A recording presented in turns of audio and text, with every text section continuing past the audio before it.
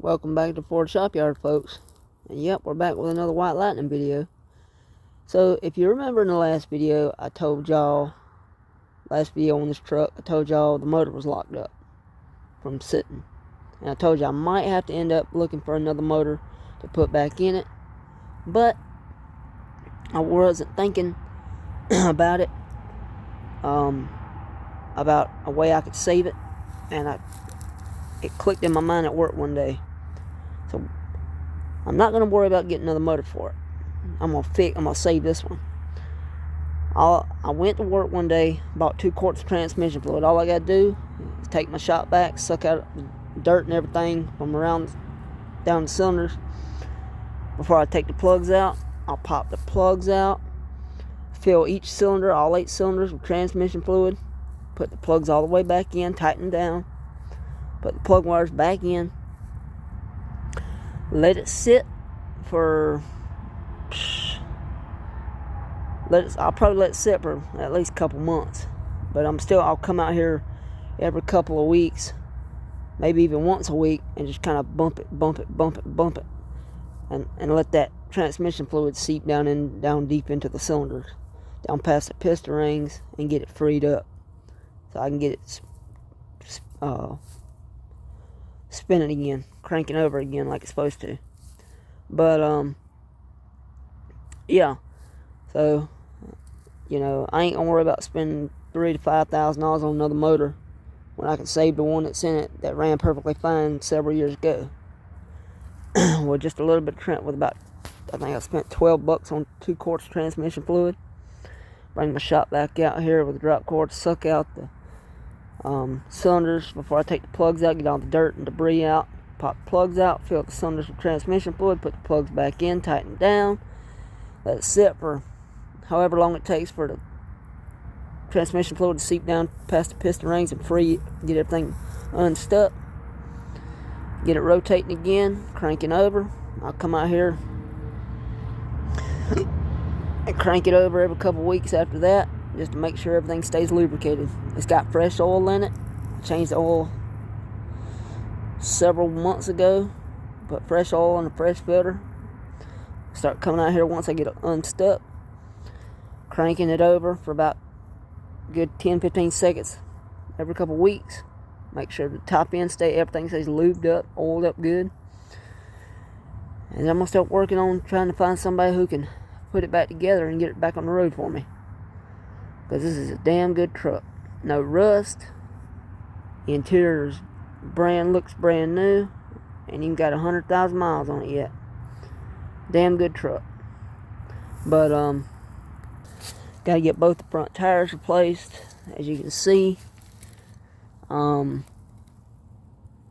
it at? Right here. You can kind of see. If you don't know anything about tires, I'm going to teach you something. If you want to know how old your tires are, you go to your tire and you look where it says DOT. The DOT number on the tire, and then follow it to the very end. You'll see 4 numbers in a little circle. That tells you when the tire was made. In this case, this one was made in the 25th week of 2003. So this tire is 20 years old. And just look how dry rotted it is. Just look at that. All the way around, it's just as dry rot as it could be. Now, I will be honest when I tell you this. I have been doing a little experiment on these tires. I want to see what it takes to for them to finally just let loose and bust. So what I did was, I came out here one day and I filled them all the way up. The max PSI is 44. I think I put 38, 39 in them. On both front ones. And because they had I don't know, they weren't flat, but they were just a little bit slack. I think they had maybe 12, 15 pounds of pressure in them. So I put them up about 38, 39 PSI. And I come out here every couple of weeks, check the pressures. But I've been noticing the colder it gets, the more cracks. It's cracking more and more. It's like I said, it may not be much to some people. Most people won't even care. But I just thought it was interesting. I want to see how long it takes and what it's going to take to make these tires finally just bust. Like I said, that one's 20 years old. I showed you cracks on it. This one, on the other hand, where's it at? Right there. 0101. So it was made the first week of 2001. So this is a 22-year-old tire. Soon be 23-year-old tire. But same, you know, I did the same thing like I said I did with both front ones. I filled them all the way up, and the cracks are getting bigger, and there's more cracks. Each day I come out here, there's more than what was there the day before. Anyway, these big cracks, they weren't here probably a month ago. They're here now. All the little cracks on the outside of the tread, these weren't here about 3 weeks ago, truth be told, less than a month ago. And I came out here the other day and they were here. Looking down, looking down, looking down. Starting to crack right there. And then right in here, just like the other one.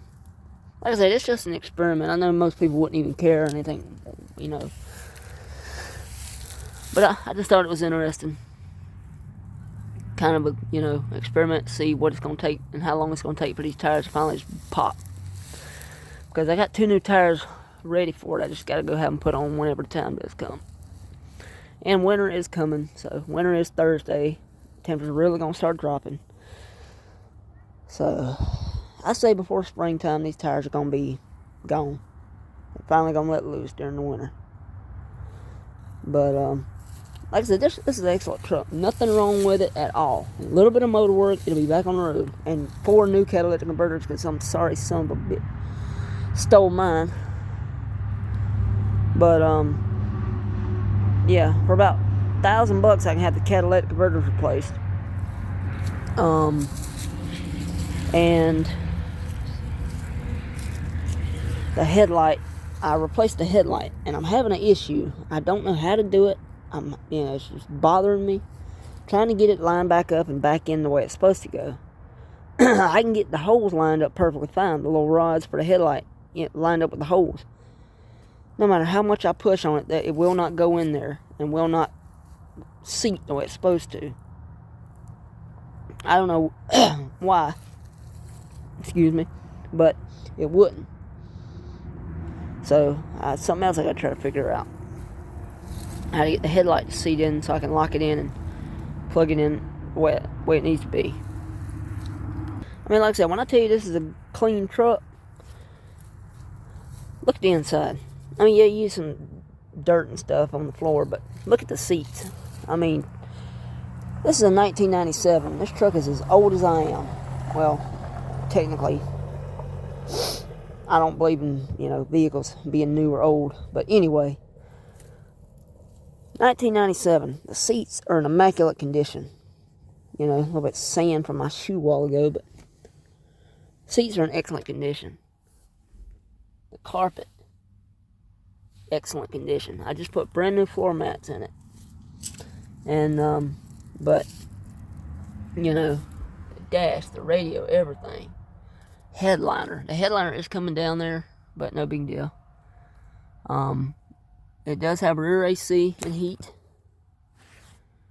And, like I said, it's a damn good truck. No complaints. Here we are in the back. I got all here's the intake for it. Right here, upper intake. And I got a bunch of my stuff in here stored up. Keep it from going missing.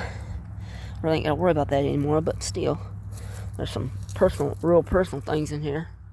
Sentimental things. Third row. All the lights work. I mean, it's a great truck. A little old lady owned it. And it sat for like 5 years before I'd gotten it. And then this dent right here in the door. Now, I did this. I ran the lawnmower into it when the door was open one day mowing grass. By accident, but it doesn't leak. Thank goodness. I'd like to have it fixed one day. Find the time. Two brand new tires on the back. Firestone Destination. LA2s. Great tires. It's a clean truck. No rust. Frame is as solid as it can be. Here's the very back. Here's a spare I bought for it. It's not really the actual spare to the vehicle, but I got it in a salvage yard for about $40. So I said, you know, it's always good to have a spare for any vehicle. Today's vehicles don't have spare tires on. All they got is a little pump. But see, there's the back, clean, nice and clean. You know, I love this truck. I want to get it fixed and back on the road where it belongs. You know, it was a gift to me, so, you know, why get rid of it? I mean, no complaints. It's solid, you know, inside solid. You know, lighted running boards. I bought 2 brand new keys and 2 brand new fobs for it several months back. Programmed them myself. See, lighted running boards. That bulb is out. Both the other ones work on the side. But lighted running boards, 2-wheel drive, and just a great vehicle. I mean, you know, if I had to choose between this and a piece of shit Toyota or a Honda product, I'd buy this in a heartbeat. And, you know, people say what you want to. I don't care. I can honestly say I don't give a damn what you say. You know, we all have our own opinions, but I just would never own a Toyota product. Would never do it. The reason I won't ever own a Toyota and I talk so much garbage about them is because I think they're overpriced, Japanese, absolute pieces of just garbage. That's all I'm going to say. You know, you can say what you want to. Oh, you don't know what you're talking about. Are you on drugs? Blah, blah, blah. I honestly don't care. I'm going to report you for the comments anyway. I do it anyway. But, Toyotas, Hondas, Lexus, Acura, they're Japanese garbage as far as I'm concerned. They're overpriced. And people say, oh, a Ford won't last as long as a Toyota or a Honda, blah, blah, blah. Well, guess what? I've come to realize in my life, when it comes to cars, vehicles in general, it's not who makes them, and it's not where they're made. Because, you know, oh, some of the new Ford Broncos are made in Mexico. And they're put together in Mexico. The motors and transmissions don't come from Mexico. They come from the United States. The motors and transmissions come from the United States. The trucks are put together in Mexico. So it doesn't matter. You know, I mean, people are just so damn dumb anymore in this world. It just, that's why I try to stay far away from people in general if I can help it. You know, they think they know everything, and they just, especially when it comes to cars, that bugs the hell out of me. You know, a Ford won't last as long as a Toyota or a Honda. Well, guess what? Like I said, it's not about the brand. It's not about how it's made. It's about how it's maintained. I have 7 Fords and 1 Jeep on this property. I've got a Maverick, Expedition, Bronco, F-150 over there, 2 Expeditions on the other side over at the house, a Jeep, and another F-150.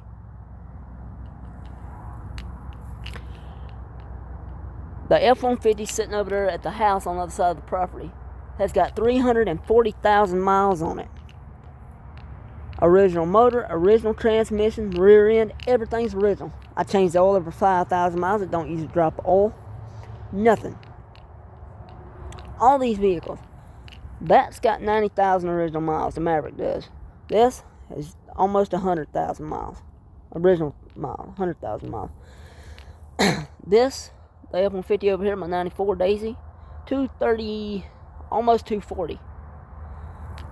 This has got about 80,000 original miles. It's a 91. Frankie over there on the other side by the house, he's got 232 on him, and my Jeep has got 220,000 miles. And guess what? All I ever do is change the oil and filter every 5,000 miles and the regular maintenance. You know, spark plugs, ignition coils. maybe 150,000 miles. Coolant every 7 years or 150,000 miles. You know, brake pads when they need them. Air filter, fuel filter. I keep the tanks full, gas tank full. Give you another little example. Okay, another example. See the fuel gauge here. I think I'm the only one on this planet, well, one of the only ones that do this. You don't drive your vehicle until it gets on E. You do not drive your vehicle all the way to E. You drive to a quarter of tank. When it gets to a quarter tank, you fill the damn thing back up. That's what's saving all my fuel pumps, and that's made them last 340,000 miles. You know, I fill it up. I drive to work all week. When it gets to a quarter tank, I fill it back up. You know, I can go over 300 miles on a tank of gas in blue. But that's just what bugs me, you know. I just want to make a longer video today and go on a little rant about the car manufacturer today and the way people act when it comes to cars. Oh, this car's better than this car. This car, you know, won't hold up as well as this car will.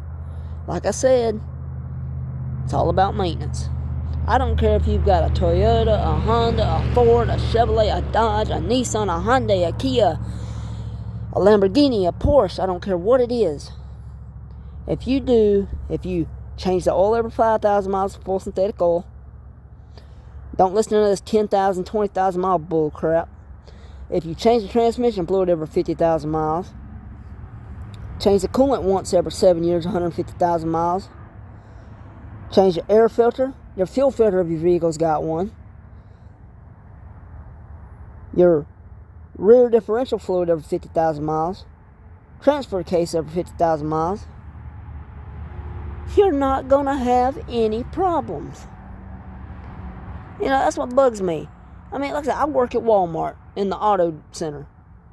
Been there for almost 2 years, and I love my job with everything in me. And I'm not judging anybody when I say this, because it's the customers I'm talking about. I'm not judging them. I'm not making any, talking about them anyway. I'm talking about I'm looking out. I look out for the customers. I try to anyway. Try to help them out. But some of the things I see at work every day is you just wouldn't believe. I mean, they come in for oil changes. And like I said, you're supposed to change your oil every 5,000 miles of full synthetic oil. You wouldn't believe some of the car vehicles that come in there every day, and they're 5, 10, 20. I actually had one car that I did an oil change on. 25,000 miles. No. Yeah. I think it was 25,000 miles over on his oil change. And guess what? When I went down and pulled the plug, I might have got a half a quart of oil out. But that was it. A half a quart of oil. Out of that vehicle took, I believe, 5 quarts.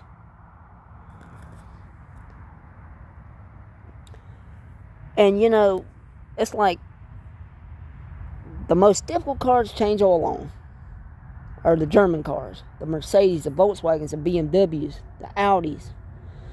Now, technically, they're not hard to change the oil on, because we can pump them out, because most of them have skid plates and they're an absolute bitch to get off and on. And I don't like to mess around with skid plates anyway if they're big and obnoxious. I just pump the damn thing out if the filter's on top. Sometimes the filter's on the bottom, I gotta take the skid plate off anyway, so I just gotta deal with that. Not complaining, I'm just saying. But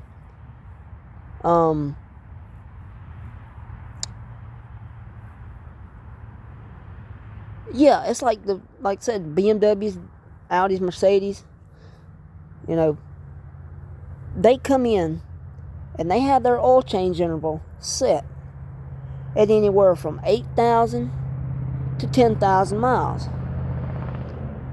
You cannot do that. I don't care if you drive your car, I don't care. they are German cars. I mean, that really means nothing. I mean, yeah, they're fancy, German, all that, but you cannot go more than 5,000 miles between oil changes. You can't do it. Now, okay, I'll give you a perfect example. In 2018, the year after I graduated high school, my dad bought him a new car. It was a 2009 Hyundai Genesis. 3.8 liter V6. Beautiful car. Absolutely beautiful. 4 doors. Got almost 40 miles a gallon on the highway. And he drove from Jefferson, South Carolina, where we used to live, to Columbia. It's about a 120-mile round trip, back and forth, every day, 6 days a week. I changed his oil every 8,000 miles on full synthetic Pennzoil. Never lost a drop of oil between changes.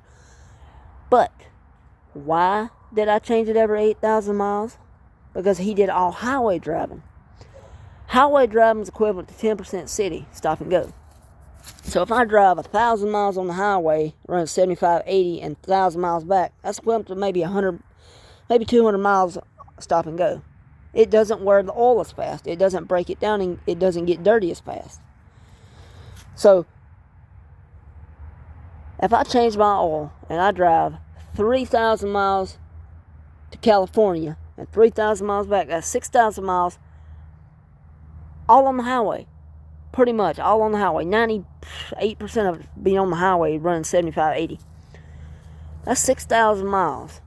And I guarantee you, when I get back home from that trip, as just an example, that oil would probably still be almost whistle clean. I mean, yeah, it'd be due for a change because I changed mine every 5,000 miles, but still, it would still probably be almost whistle clean because I did all highway driving. It doesn't, you're not shifting gears.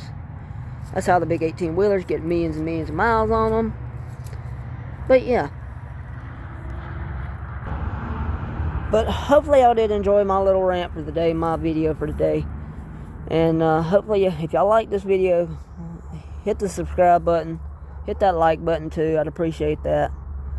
I hope to have 1,000 subscribers, I would say by June. I'm already at 606 or 609, something like that. I'd like to have 1,000 by this coming summer, 2024. So if y'all will subscribe to my channel, hit that like button. Let's see if we can get me there. I'd really appreciate y'all helping me out, getting me to 1,000 subscribers. And I'll be able to do a lot more, get a lot more benefits from YouTube after I hit 1,000 subscribers. But yeah, like I said, hopefully y'all did enjoy. And let me know what you think. Any video you'd like to see me make, let me know in the comments. I'll be glad to try to make one. I don't get to make these videos a lot because I don't have a lot of time. So when I do have the time and I do feel like making a video, I'll make it. Thanks for watching, guys. Y'all stay safe. And have a good New Year and a Merry Christmas. Bye.